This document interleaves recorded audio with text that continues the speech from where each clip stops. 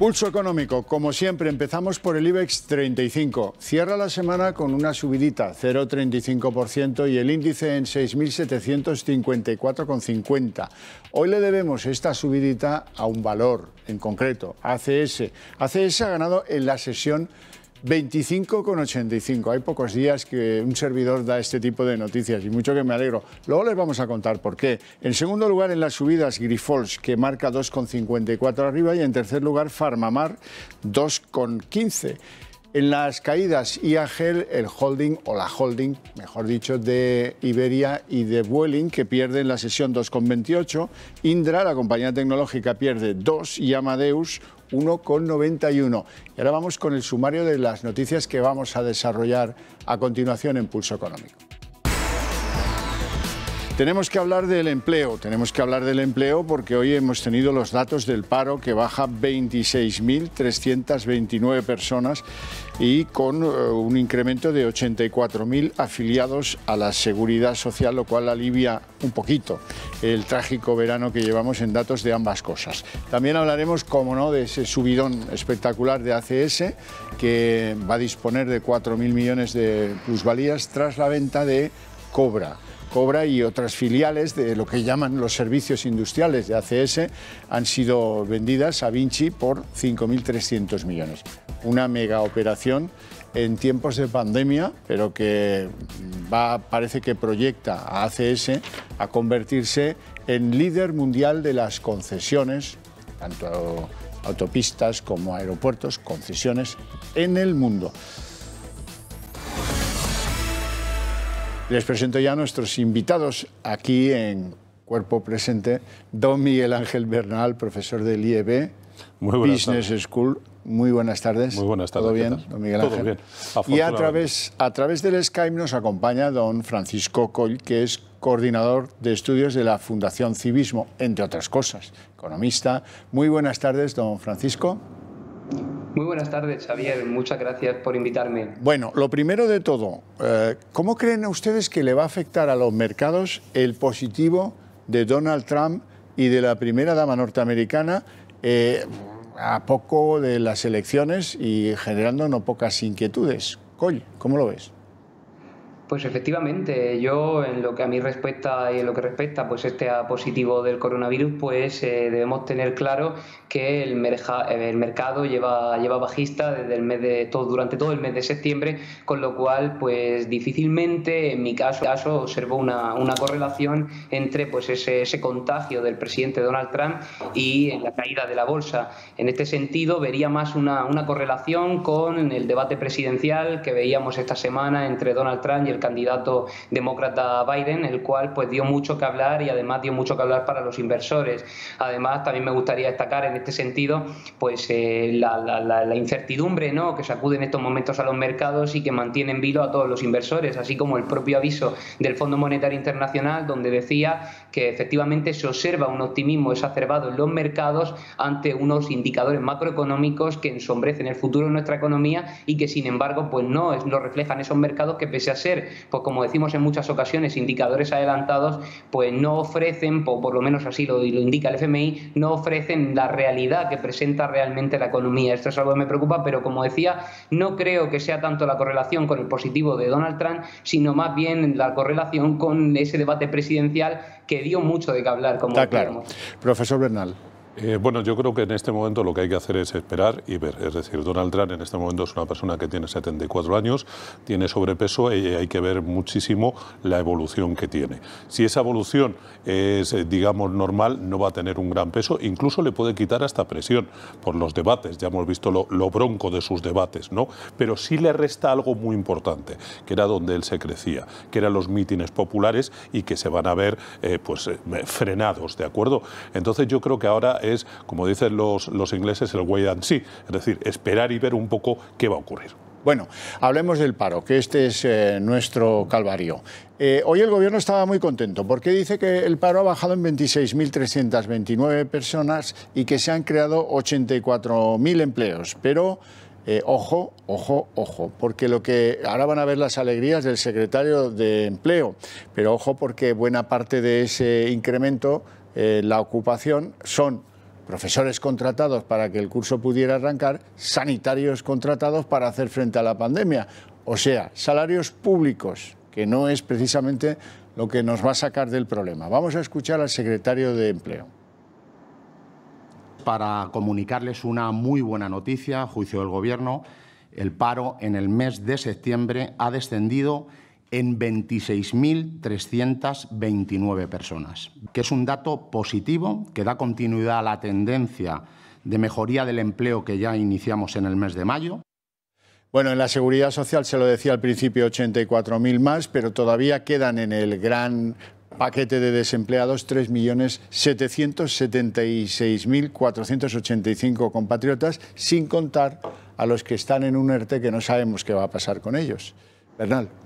A ver, las declaraciones son absolutamente obscenas, pero obscenas. Es decir, lo que hay es una contratación de empleados públicos por la pandemia. Septiembre siempre ha sido un mes tradicionalmente alcista en lo que es el desempleo, y cuando tenemos más de 3.750.000 parados reconocidos, no en ERTE, me parece que esas declaraciones sobran, porque además muchos ERTEs van a terminar en ERES.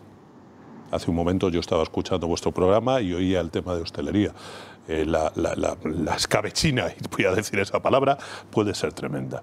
Entonces esas palabras me parecen impropias de alguien que es un secretario de Estado. Francisco Coll.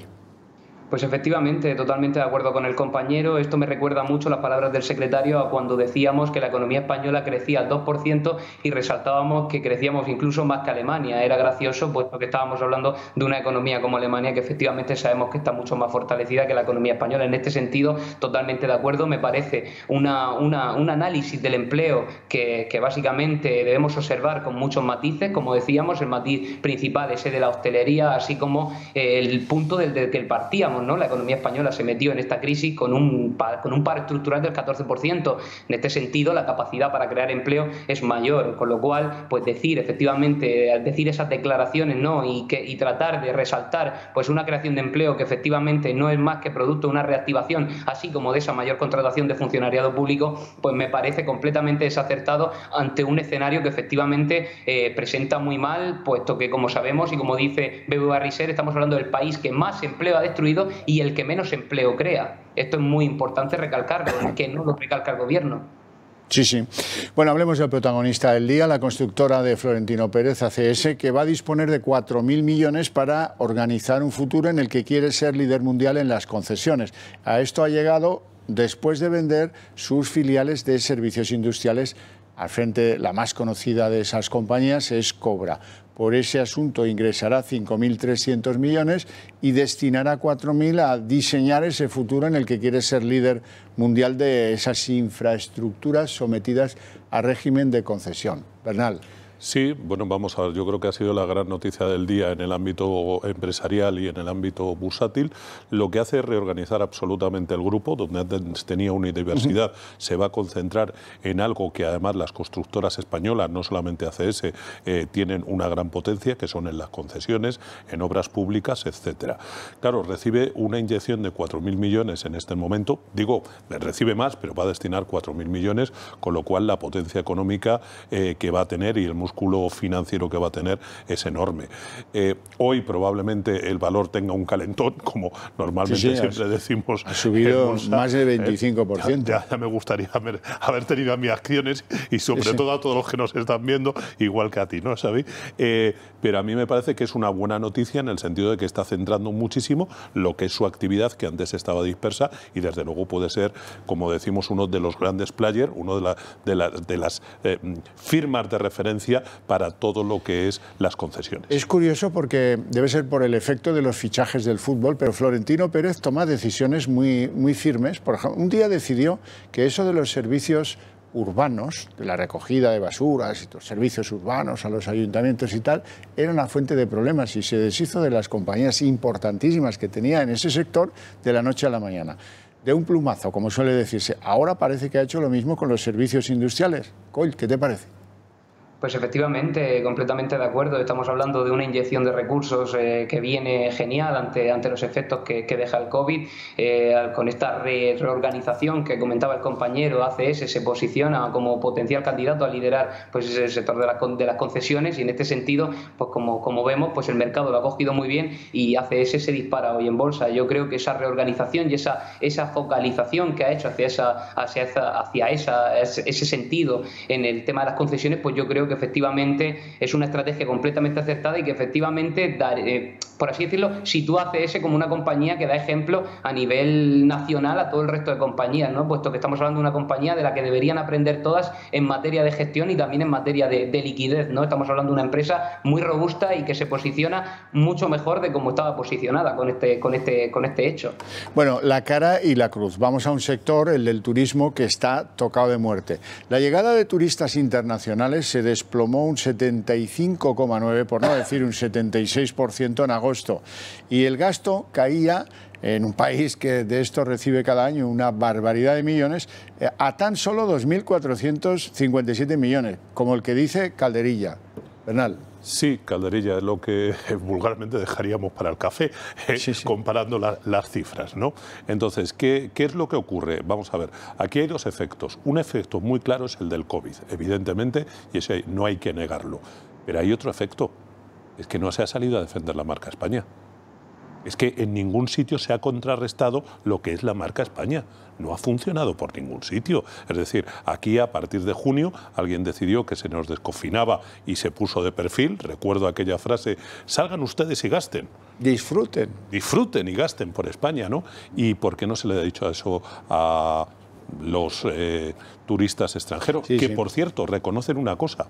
Ellos dicen que les gusta pasar el COVID, la etapa del COVID en España. Claro, pero aquí estamos en que no se han tomado ningún tipo de medidas. En Italia sí, se generó un cheque que los contribuyentes recibieron para gastar en apoyar a la industria nacional del turismo, sabiendo que tampoco iban a recibir turistas internacionales. O, por ejemplo, ha habido campañas publicitarias y muy fuertes para recuperar turismo tanto de Italia como de Francia. Aquí no se ha hecho nada, ni siquiera generar esos corredores seguros.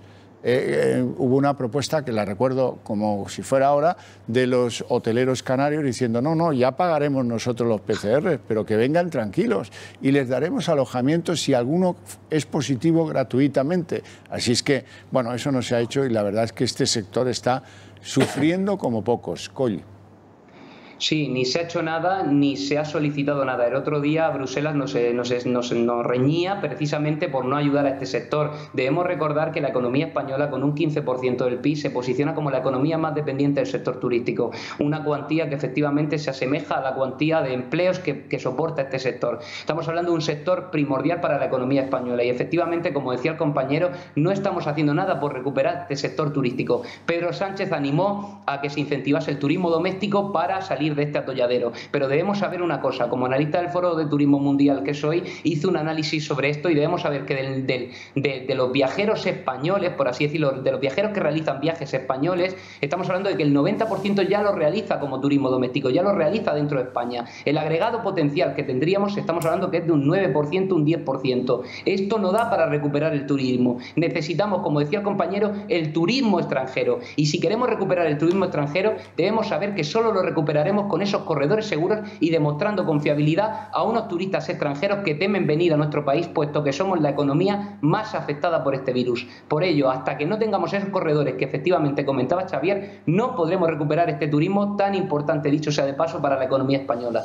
Bueno, hablemos de temas fiscales. Empezamos a saber cosas de esos presupuestos que están haciendo a marchas forzadas. La primera, hay dos maneras de subir impuestos, nuevos impuestos o elevar el porcentaje de impuesto de cosas conocidas, inventarse nuevos, o bien eliminar lo que llamamos subvenciones o beneficios fiscales de los contribuyentes. Ahí pueden desaparecer 60.000 millones del bolsillo de los contribuyentes para ser ingresados en la agencia tributaria. En segundo lugar, parece que el Gobierno pretende recortar el beneficio fiscal de los planes de pensiones individuales, lo cual es un torpedo para los que sueñan con un sistema mixto como solución al problema de las pensiones. Y en tercer lugar, de los tres, os voy a pedir opinión. En tercer lugar, pretenden subir el IVA a la comida basura a la sanidad y a la educación privada. Eso es lo que parece que está en estudio. Bernal. Bueno, vamos a ver, las barras de gastos libres para comprar votos antes de las elecciones, antes o después tenía que pasar la factura. Encima se agrava con la caída que va a haber de recaudación por IVA, que por IRPF y por impuesto de sociedades por el tema del COVID. Claro, el Estado necesita una cantidad de recursos enormes, aún así el déficit va a ser bestial, vamos a hundir las próximas generaciones, mi hija que tiene 27 años no quiero ni pensar lo que va a tener que pagar, y entonces, bueno, empiezan las subidas de este gobierno populista. Él siempre ha dicho que no iba a subir los impuestos a las clases bajas. El 4 y el 10%, dentro de una cesta de la compra de las rentas bajas, de las más bajas, es la que más importancia tiene. Estamos hablando del pan, estamos hablando de la comida, ¿de acuerdo? En los productos sanitarios es importantísimo el 21%. Además, no le ha gustado nunca la educación privada. De ahí el encarecimiento del 21%. En el IRPF empiezan, como siempre, con la palabrería. No, vamos a quitar las deducciones a los planes de pensiones. ¿La pensión es de ricos? Porque yo creía que esto era para jubilados. O sea, supongo, y perdón por nombrarle, que Amancio Ortega, el día que se jubiló, estaba preocupadísimo. ¿Qué más? Preocupadísimo. ¿Qué más? Entonces, dices, es más, ese ahorro es a largo plazo. Eso es lo que hay que incentivar ahora, el ahorro a largo plazo para la inversión. Y desde luego, en este momento, subir impuestos, ¿lo comparamos con Alemania? ¿Está bajando precisamente el IVA para incentivar el consumo? El mundo del revés, desde mi punto de vista. El mundo al revés, de arriba abajo. Coll. Efectivamente, el mundo completamente al revés. De hecho, al hilo con lo que comentaba el compañero, resulta gracioso, o como poco gracioso, además de hipócrita, que esta gente sea precisamente la gente que más resalta al economista Keynes, cuando era el propio economista Keynes el que decía que ante crisis debemos aplicar políticas contracíclicas entre las que debemos incluir bajar impuestos. Es gracioso que sean estas personas las que precisamente invocan a Keynes continuamente y no conozcan ni siquiera las políticas que éste recomendaba en situaciones de recesión. Como bien comentaba el compañero, respecto al tema de los planes de pensiones, pues efectivamente a los que dañan, y eso deberían saberlo los políticos, es precisamente a las clases medias y a las clases bajas. Precisamente no están agravando a las clases altas con esta política que quieren aplicar. Lo mismo ocurre con el IVA, así como con las subidas estas que plantean. Estamos hablando de una situación en la que el déficit se va a llevar a un punto en el cual vamos a superar todos los límites, la deuda también, y efectivamente necesitamos dinero para pagar la factura que nos deja pues este coste político. Ante esto, pues vamos a empezar a incrementar el IVA y con ello pues afectar a estas clases que, como digo, son las más afectadas, puesto que todos los estudios de la IREF al respecto así lo dicen. En este sentido, yo creo que efectivamente van a subir el IVA precisamente y así como todos esos impuestos, para conseguir el ingreso que tanto necesitan para seguir comprando pues esos votos que tanto les gusta a ellos como nos tienen acostumbrados, pero también se han visto reforzados, por así decirlo, por esos estudios de la IREF que efectivamente decían o resaltaban esa capacidad de España para subir el IVA, pero precisamente esa capacidad no deberíamos contar con ella ahora, sino que deberíamos posponerlo como mínimo hasta que llegue la recuperación, puesto que, como digo, ni el propio Keynes aconsejaba subir impuestos en momentos de crisis. Esto deberíamos saberlo. Coll, te pregunto a ti primero, ¿tú ves un rescate antes de final de año? Como está la cosa, sí es cierto que es difícil pronosticarlo, pero si de darse un nuevo confinamiento, de darse un rebrote, de que tengamos que confinar la economía española como en estos momentos estamos confinando Madrid, me atrevería a decir que efectivamente podríamos ver rescates antes de final de año. Si se hacen rebrotes, la OCDE ya ha calificado a la economía española también como la economía con más potencial de daño, con lo cual, pues efectivamente, si se produjesen, pues estaríamos hablando de una situación muy complicada y ante la que requeriríamos de la ayuda europea, efectivamente. Bernal. Bueno, yo creo que hay que ligarlo absolutamente al COVID. Si tenemos un cierre duro como el que desgraciadamente hemos tenido que vivir, yo creo que existe un 80% de posibilidades de que pidamos un rescate. Porque además empiezan a haber problemas con la llegada de fondos de los 140.000 millones. Pues sobre todo los que no se piden, porque No, hay un fondo aprobado para las contingencias sanitarias y nosotros, no sé muy bien por qué, como antes decías de lo del turismo, ahí no hemos ido a pedir nada. No, es que no hemos pedido en el turismo, no hemos pedido en esto, no sabemos, ya sé que no está ligado a presupuestos, pero evidentemente se van a mirar con lupa por parte de los países esos que hemos llamado frugales, que aquí parece que se les desprecia. No, los países frugales lo que quieren es que haya una disciplina fiscal y que el país avance y que vaya en el buen sentido de la palabra. Yo no creo que sea despreciativo. Ahora, un rescate al gobierno le va a poner entre la espada y la pared. Claro. Recordemos Syriza y Grecia, perdón, claro. Xavi. Hoy brevemente, por favor. Dime. No, y muy importante, Xavier, también decir la capacidad de ejecutar esos fondos, puesto que si atendemos a los precedentes que tenemos, la economía española ya demostró en 2008 que en muchas ocasiones es incapaz incluso de ejecutar esos fondos que efectivamente nos dota Europa, con lo cual, sin capacidad de lograr consensos, efectivamente tampoco vamos a poder ejecutar dichos fondos. Ah. Bueno, no tenemos tiempo para más. Os agradezco a ambos y mucho vuestra presencia en este viernes. A usted, Bernal, más, porque a las 10 ya tiene que estar en casa con el pijamita puesto, porque vienen las restricciones y, en fin, la verdad es que estamos... ¡Ay, cómo estamos! Les deseo a todos ustedes un buen fin de semana. Les emplazo a mañana sábado a las 10 de la noche para un trepidante más Se perdió en Cuba, por lo menos yo así lo espero, y que tengan buen fin de semana. Gracias a todos por su atención y su interés desde sus hogares.